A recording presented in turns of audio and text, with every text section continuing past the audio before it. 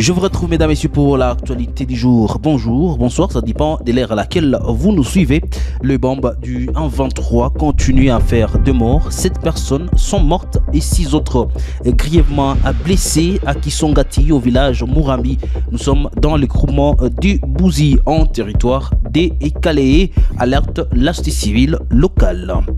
De violents affrontements opposant la coalition FARDC Wazalendo aux terroristes du 1-23 RDF ont été signalés aux alentours de Vunano, Mwambaliro, Luto, Bogo et Kiouli, des zones situées près de la cité de Saké, dans le territoire de Massissi. Nous sommes dans la province du Nord Kivu.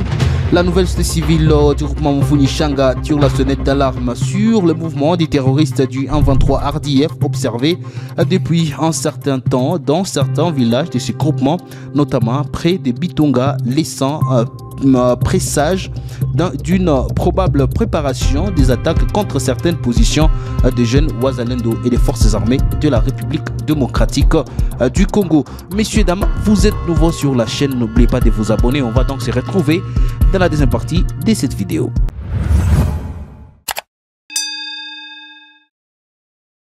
Commençons l'actualité du jour par cette explosion des bombes. Le bombe du 1-23 continue à faire des morts. 7 personnes sont mortes et 6 autres grièvement blessées à Kisongati au village Murambi dans le groupement des Bouzi en territoire des Calais. Nous sommes dans la province d'Isid Kivu. La société civile de Calais présente ses condoléances à toute les familles touchées, tout en condamnant cet acte ignoble commis par le rebelle du 1-23 soutenu par le Rwanda. Delphin Mbirimbi, président du cadre de concertation de la société civile des Calais, a été joint au téléphone. 7 morts et 6 blessés graves, tel est le bilan provisoire à Kisongati, village de Murambi, groupement de Bouzi, chefferie de Boavu, territoire de Calais dans la province du Sud Kivu, par des bombes qui seraient tirées par le rebelle du M23 à partir de Rwangara, territoire de Massissi, dans la province du Nord Kivu, la soirée du mardi 7 mai 2024. Étant donné que la guerre des rebelles du M23 cause plusieurs effets collatéraux dans le territoire de Calais, nous continuons à demander au gouvernement central de prendre ses responsabilités, de sécuriser les habitants et leurs biens et mettre les batteries en marche pour finir avec la question du M23. Deux violents affrontements opposant la coalition FARDC Wazalendo aux rebelles du 1-23 RDF ont été signalés aux alentours de Vunano, Mwambaliro, Lutobogo et Kiouli, des zones situées près de la cité de Saké, dans le territoire de Massissi. Nous sommes dans la province du Nord Kivu. Plus de détails dans ces reportages. Selon les sources du conseil de la jeunesse du groupe Makamoronza, aux environs de 3 heures du matin, les terroristes du 23 ont tenté de se déplacer vers Kanvé pour mener une attaque à Butimbuka dans la localité de Macha. Sur la ligne de front, ces rebelles ont été interceptés par les combattants Wazalendo, déjouant sérieusement les plans de l'ennemi. Ces sources précisent que ces rebelles ont été repoussés vers leur position dans les premières heures du matin, subissant ainsi une correction de la part des éléments FARDC Wazalendo qui continuent à combattre dans la périphérie de Saké, en chefferie de Bahunde.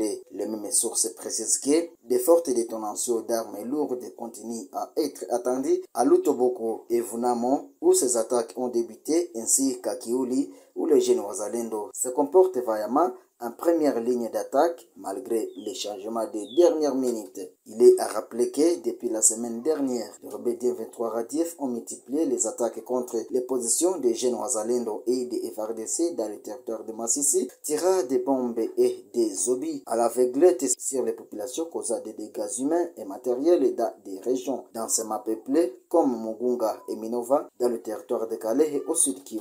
La nouvelle société civile du groupement Mufuni Shanga tire la sonnette d'alarme sur le mouvement des terroristes du 1-23 RDF observé depuis un certain temps dans certains villages de ce groupement, notamment près de Bitonga, laissant présage d'une probable préparation à des attaques contre certaines positions de jeunes Wazalendo et de forces armées de la République démocratique du Congo dans cette partie de la chefferie de Baoundé en territoire de Massissi au Nord Kivu.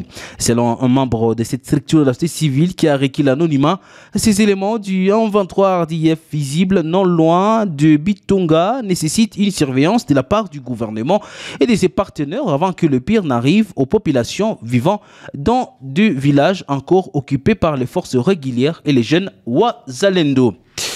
Et puis dans la région troublée de Massissi, dans l'est de la République démocratique du Congo, la société civile dénonce les recrutements forcés par la rébellion 123 RDF AFC.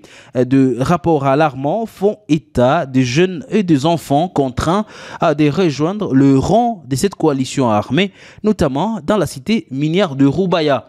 Un habitant de Rubaya dont l'identité reste confidentielle par mesure de sécurité a partagé son désarroi. Il dit, ici je cite, « Je parlais avec ma famille qui est coincée à Rubaya. Mes parents pleurent en ces moments car mes deux frères ont été contraints de rejoindre le 123. C'est lui qui refuse et traité des FDLR et son sort est connu.